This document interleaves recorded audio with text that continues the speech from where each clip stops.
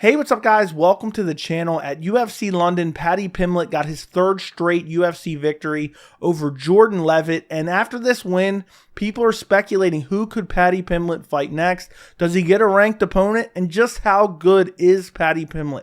So I wanted to make a video talking about how good I think Paddy Pimblett is, how good I think he can be in the future. Is he championship caliber? Could he be a contender?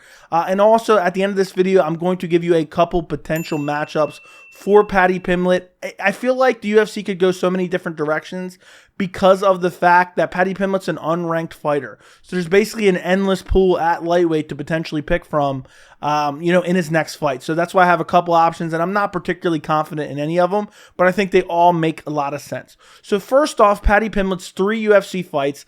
In his UFC debut, which was September of last year, he defeated Luigi Vendramini by first round TKO, and he faced some adversity in this fight. He got clipped up in this fight, and he was able to survive. He was able to come back and finish Luigi Vendramini.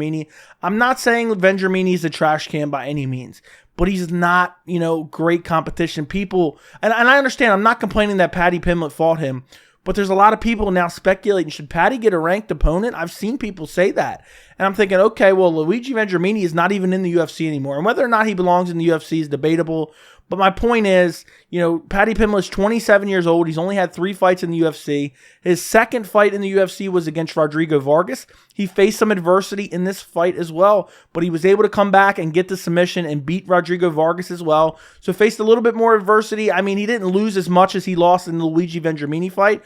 This fight, he got hit a couple times, then ended up going to the ground with Vargas on top. Then they scrambled back to their feet, and then Paddy, I think, hip tossed him to the ground or tripped him to the ground. And next thing you know, he was on his back and getting the rear naked choke. And then his most recent fight, and I believe this was a slight step up in competition for him, was against Jordan Leavitt at UFC London. He lost the first round, arguably. You can make a debate on that. He got out-grappled in the first round, and he got out-grappled, for the majority of the fight. I know, he did have Jordan Leavitt's back at the end of the first round, and he did eventually submit him in the second round, where he got the rear naked choke. He had the body triangle where he had the arm trapped, and he choked out Jordan Leavitt. But for the majority of this fight, he got out-grappled. He got out-wrestled by Jordan Leavitt, which I was actually surprised about. So when I look at Paddy Pimblett and I see, he's got 3 wins against 3 guys who aren't even ranked in the top 15, 3 guys who I don't even think really should be ranked in the top 30 if there was a top 30, and I think people are suggesting he should fight a ranked opponent. Now, if you're one of these people thinking that Paddy Pimblett should fight a ranked opponent next, I think you're delusional, and I think you quickly want to derail the Paddy Pimblett hype train, because I believe the UFC is going to take a certain route with Paddy Pimblett because of his perceived star power. I mean, he's only won 3 fights against essentially nobodies. I mean, it's not even close to elite competition. And the hype around him is already insane. His level of popularity, it's just because of his character and everything. And I know somebody's going to comment on this video and say, you hate Paddy Pimblett. That's not true. I like Paddy Pimblett. I want Paddy Pimblett to be successful. I think he's an interesting character. If his post-fight interview in the cage didn't make you like him even more, I don't know what's wrong with you. But I really think we have to pump the brakes on saying he wants a ranked opponent. So first off, you look at lightweight. That's the division Paddy Pimblett's in. It's one of the most stacked divisions in the UFC. At number 15, you have Damir Ismagulov. Is there anyone that's favoring Paddy Pimblett over Damir Ismagulov? I certainly ain't. I mean, then you got Jalen Turner. No way Paddy Pimblett's beating either one of those guys. And I've seen some people say maybe Dan Hooker. Why is everyone trying to feed every up-and-coming guy to, Dan Hooker? And again, even though Dan Hooker, he's got the 2 losses in a row, one to Islam Makhachev, one to Arnold Allen, he's not losing to Paddy Pimblett. It's just not happening, okay? It's not happening. There is levels to this sport, and Paddy Pimblett is not on the level of anybody in the top 15. And then on top of that, I could probably name 10 guys off the top of my head outside of the top 15 of the UFC rankings that would absolutely dominate Paddy Pimblett. Just off the top of my head, Guram Kutaladze, Terrence McKinney, Drew Dober. There's 3 names without even really thinking about it that I think would destroy Paddy Pimblett, and I'd be fairly confident in that. And that's not to say that Paddy Pimblett's a terrible fighter, but he has a lot to improve on if he wants to have success at the highest levels of the UFC.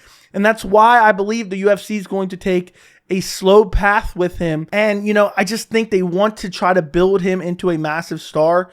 But at the end of the day, they can only protect him for so long. If he ends up fighting, some of these better guys, he's going to end up losing. Now, that's not to say he can't improve. He's only 27 years old, but still, that's not like 20 or 21 years old like a Muhammad Mokaev, where he has a really long time to improve. He has a few years. Most guys don't hit their prime till maybe like 30, 32. So he has a few years. Don't get me wrong. He can drastically improve. He already has some decent skills. He has some good power. He has some decent grappling.